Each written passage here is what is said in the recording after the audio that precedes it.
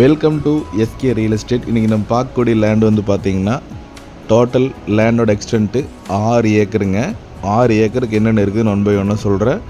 Video ஃபுல்லாக பார்க்குறதுக்கு முன்னாடி நம்ம சேனலுக்கு இன்றைக்கி முதல் டைம் வந்திருந்தீங்கன்னா மறக்காமல் சேனல் சப்ஸ்கிரைப் பண்ணி வச்சுக்கோங்க. அப்போ தான் நாங்கள் போடுற வீடியோ அடுத்தது நோட்டிஃபிகேஷன் வரும்.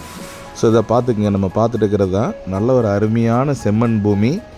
100% வந்து பார்த்திங்கன்னா வாஸ்து முறைப்படி வந்து லேண்ட் வந்து அமைஞ்சிருக்குதுங்க. எந்த பார்டருமே இழக்காது, நல்ல ஒரே ஸ்கொயராக வந்துடும்.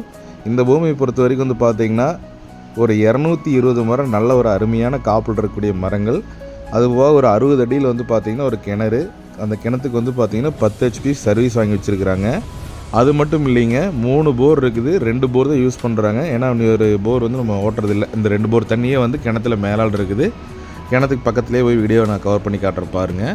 இந்த ஏரியாவை பொறுத்த வரைக்கும் சுற்றிலுமே நல்லா விவசாயம் பண்ணிகிட்டு இருக்கிறாங்க. இப்போ கூட வந்து பார்த்திங்கன்னா வீடியோ எடுக்கும்போதே வந்து ஒரு 10 பேர் வந்து வெங்காய நடவு போட்டிருந்தாங்க.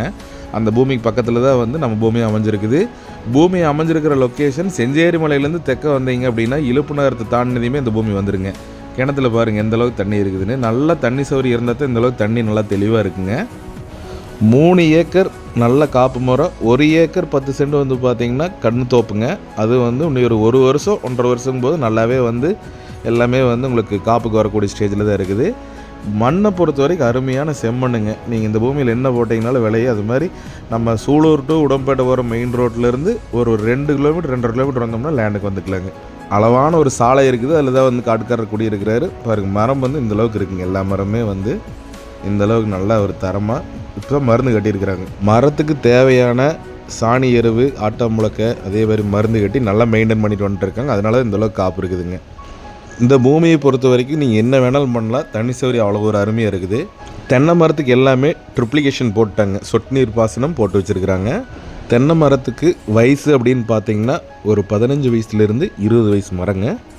காட்டுக்குள்ளே இருக்கக்கூடிய 2 போருமே ஓடுது. கம்பர்சர் வச்சு வந்து பார்த்தீங்கன்னா கிணத்துல விட்டுடுறாங்க. இந்த காட்டுக்கு வந்து பார்த்திங்கன்னா PAP பாசனம், திருமூர்த்தி மலை வாய்க்கால் தண்ணி பாசனம் இருக்குது.